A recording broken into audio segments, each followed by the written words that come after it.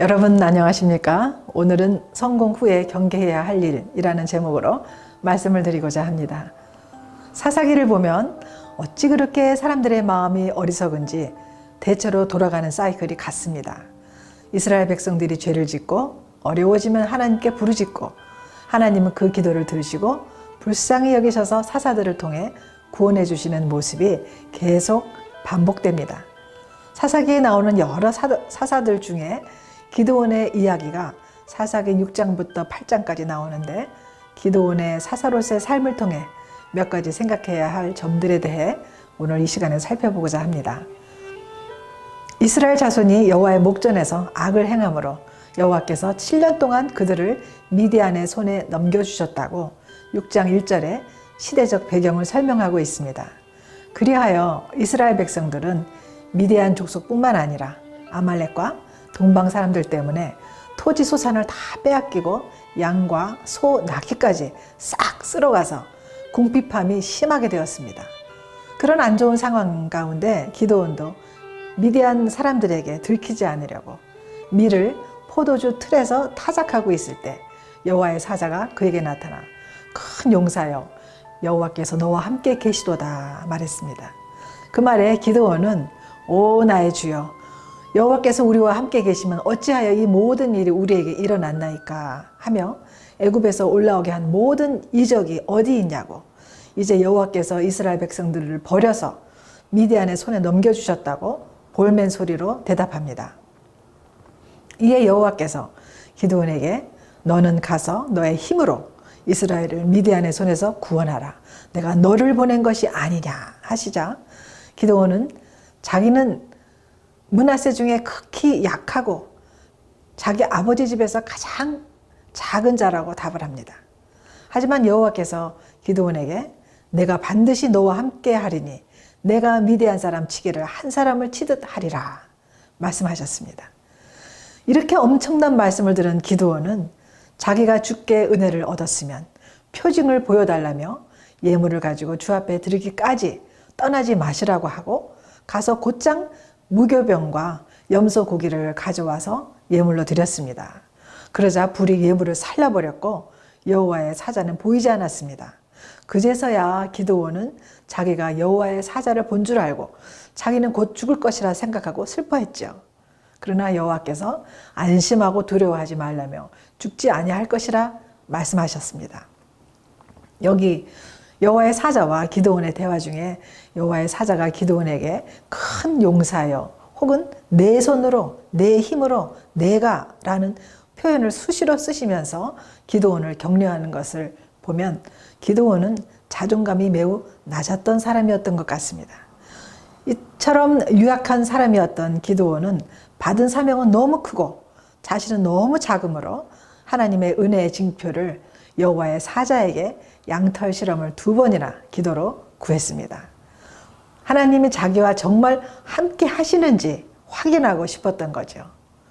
그의 말대로 양털만 젖고 그 주인은 마른다든지 혹은 그 반대로 양털은 젖지 않고 주인은 젖어 있는 현상을 응답받은 후에 그는 자신감이 생기기 시작했습니다. 그러나 아직도 두렵고 떨렸던 기드온은 바알지단을 사람들의 눈을 피해서 밤에 부셔버렸습니다. 이렇게 기드온은 여룻바알이라는 이름을 얻으며 사사로서 이스라엘 백성들을 이끌기 시작했습니다. 그 유명한 13만 5천 대 300명 싸움인 미디안과의 전투도 기드온의 승리로 끝났습니다. 지긋지긋한 미디안 전쟁에서 이긴 이스라엘은 자신들을 미디안으로부터 구해준 기드온을 자기들의 왕으로 섬기기를 원했지만 기드온은 이를 단호하게 거부했습니다. 사사기 8장 23절에 내가 너희를 다스리지 아니하겠고 나의 아들도 너희를 다스리지 아니할 것이요 여호와께서 너희를 다스리시리라 말했습니다. 하지만 기드온은 백성들에게 요청할 것이 있다면서 각기 탈취한 귀고리를 달라고 했습니다. 그러자 이스라엘 백성들은 즐거이 드린다며 내어놓은 것이 금이 1700세겔이나 되었습니다.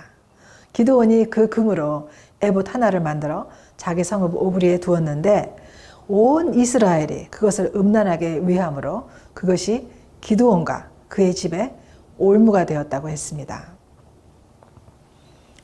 기드온은 유약하고 두려움이 많았던 사람이었지만 여호와께로부터 선택받은 사람으로 이스라엘 백성들을 구원하기 위해 하나님께서 들어 쓰신 사람이었습니다. 그런데 처음에는 그렇지 않았지만 전쟁에서 승리하면서부터 조금씩 변해갔던 것 같습니다. 우리가 일반적으로 잘 나갈 때 혹은 성공한 후에 조심해야 하는 세 가지가 있습니다. 물질과 명예 그리고 쾌락입니다. 기드온은 왕이 되는 것은 사양했지만 물질에 대한 욕심은 있어서 금귀고리를 달라고 했고 그것으로 그만 주제 넘은 행동을 했습니다. 남에게 자신을 과시하고 싶었는지 레위 지파가 만드는 에봇을 므낫세 지파인 자기가 만든 것입니다. 승리감에 도취된 나머지 에봇을 감히 만들고 후에 에봇 자체를 이스라엘 백성들이 우상 숭배하게 만들어 기드온과 그 가문의 올무가 되고 화를 자초하게 되었던 것입니다. 그리고 아내가 너무 많았습니다. 그래서 아들이 70명이나 되었습니다. 자존감이 낮았던 기드온은 한마디로 그 낮은 자존감이 큰 승리를 얻은 후에 승리감에 지나치게 도취되어 여러 가지 실책을 부르게 되는 것을 볼 수 있습니다. 하여간 기드온이 미디안과의 전쟁에서 크게 이김으로 그가 사는 40년 동안 이스라엘 땅은 평온하였다고 했습니다. 그러나 기드온의 실책은 그가 죽은 후에 첫 아들인 아비멜렉이 70명의 형제들을 모두 죽이고 자기가 왕이 되려고 하는 음모로 기드온의 집안은 풍지박산 나는 심판을 가져오게 됩니다. 이처럼 우리는 승리한 후에 더 조심해야 한다는 것을 기드온의 모습에서 교훈받습니다. 연약해도 하나님이 선택하시면 그리고 순종으로 나아가면 하나님께서 함께 해주시고 도와주셔서 능히 감당케 하심을 봅니다.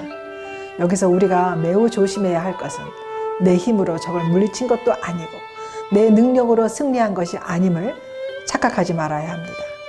성공할 때 쓰러질 수 있고 실책할 수 있음을 늘 염두에 두고 실수하지 않도록 끝까지 겸손하게 하나님만 의지하며 나가는 우리 모두가 될 수 있기를 바랍니다.